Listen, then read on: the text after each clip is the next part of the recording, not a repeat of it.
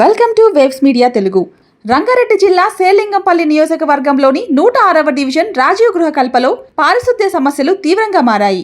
Drainage నీరు ఇళ్లలోకి రావడంతో కొందరు ఇళ్లను ఖాళీ చేసి వెళ్లాల్సిన పరిస్థితి ఏర్పడిందని తెలిపారు. సమస్యపై జీహెచ్ఎంసీ అధికారులకు పలుమార్లు ఫిర్యాదు చేసినా వారం రోజుల తర్వాత నామమాత్రపు మరమ్మతులు చేసి వెళ్లిపోతున్నారని ఆరోపించారు. వెంటనే జూనియర్ కమిషనర్ స్పందించి రాజీవ్ గృహకల్ప, పాపరెడ్డి కాలనీలో డ్రైనేజ్ లీకేజ్లకు శాశ్వత పరిష్కారం చూపాలని స్థానికులు డిమాండ్ చేస్తున్నారు.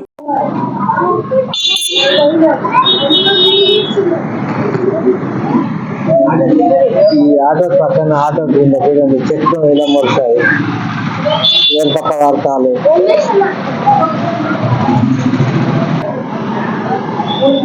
ఇళ్ళ మధ్యలోని చెత్తలు, ఇష్టరాజ్యంగా ప్లాస్టిక్ చెత్త. జిహెచ్ఎంసీ అధికారులు పలుమార్లు వినియోగించుకున్న చెత్త వేయవద్దని చెప్పినా కానీ నేటి వరకు కూడా ఇక్కడ కాలనీవాసులు పట్టించుకున్న పాపన పోలేదు.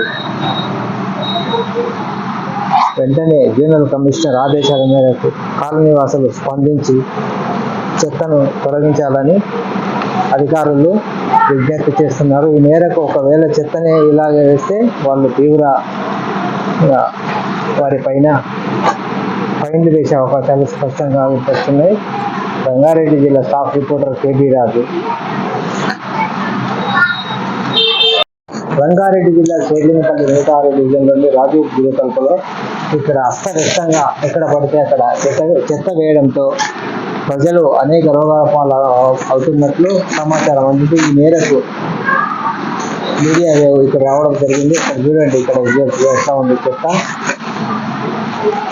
ఇష్టరాజ్యంగా జిహెచ్ఎంసీ సిబ్బంది కూడా పట్టించుకున్న పాపాన పోలేదు. ఒకవేళ వాళ్ళు శుభ్రపరిచినా కానీ నేటి వరకు కూడా అలాంటి పరిస్థితి. ఇక్కడ ఉండే కాలనీ వాసులు కూడా విచ్చలవిడిగా చెత్తను వేస్తూ ఉంటారు. ఇక్కడ చూడండి, ఇక్కడ డ్రైనేజీ, ఇంట్లో డ్రైనేజీ లికల్ అయింది. ఈ నేపథ్యంలో ఒకసారి చూద్దాం.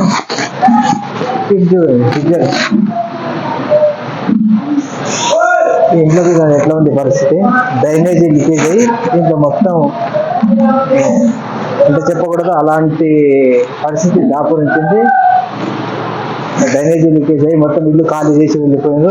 ఈ నేపథ్యంలో ఇక్కడ చూడండి, ప్రస్తుతం ఈ రాజీవ్ గృహకల్పలో అలాగే పాపిరెడ్డి కాలనీలో పరిస్థితి అస్తవ్యస్తంగా ఉంది.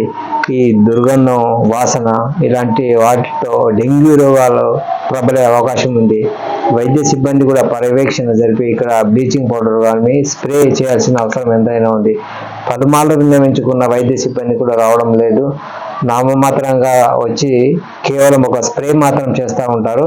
తక్షణమే మన ప్రభుత్వ యంత్రాంగం అలాగే ఆసుపత్రి సిబ్బంది, జూనియర్ కమిషనర్ సిబ్బంది వచ్చేసి ఇక్కడ స్ప్రే చేసి ఆ డ్రైనేజీలు క్లీన్ చేయవలసిన అవసరం ఎంతైనా ఉందని వేవ్ మీడియాతో స్థానిక కాలనీ వాసులు విజ్ఞప్తి చేస్తున్నారు. కవితతో కేబీ రాజు, రంగారెడ్డి జిల్లా జర్నలిస్ట్.